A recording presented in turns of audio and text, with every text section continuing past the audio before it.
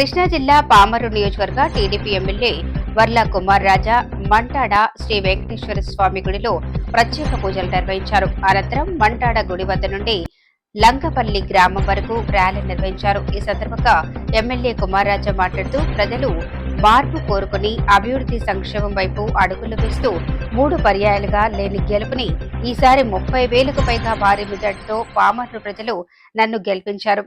అందరికీ అందుబాటులో ఉంటూ ఎటువంటి విచక్షణ లేకుండా అభివృద్ధి చేస్తారని హామీ ఇచ్చారు. స్వర్గీయ నందమూరి తారక రామారావు గారి పురిటిగడ్డ పామరు నియోజకవర్గంలో కనీవిని ఎరగని రీతిలో 30,000 మెజారిటీ 3 పర్యాయాలు అందని విజయాన్ని ఈరోజు 2024 అఖండ మెజారిటీతో జనసేన బీజేపీ మద్దతుతో పామరు నియోజకవర్గంలో పసుపు జెండా ఎగరేయటం చాలా సంతోషంగా ఆనందంగా ఉంది. ఇది ప్రజలు మాకు ఇచ్చిన మ్యాండేట్, ప్రజల తీర్పు, ప్రజల మార్పు కోరుకున్నారు, అభివృద్ధి సంక్షేమం కావాలని కోరుకున్నారు, ప్రజాస్వామ్యాన్ని కాపాడాలి, శాంతివంతం సజావుగా ఉండాలి, స్వేచ్ఛతో ప్రజలు జీవించాలి, రైతులు సుభిక్షంగా ఉండాలి, మహిళలు బాగుండాలి అని కోరుకున్నారు. కాబట్టి ఈరోజు కూటమి ప్రభుత్వాన్ని స్వాగతించారు. నాకు ఇది పెద్ద బాధ్యత. ఈ బృహత్తర బాధ్యతని సక్రమంగా నిర్వహించడానికి నా శక్తి వంచన లేకుండా సాయశక్తిలో కృషి చేస్తా. నా జీవితం పామరు ప్రజలకి, పామరు ప్రజాసేవకి అంకితం తెలియజేస్తాను.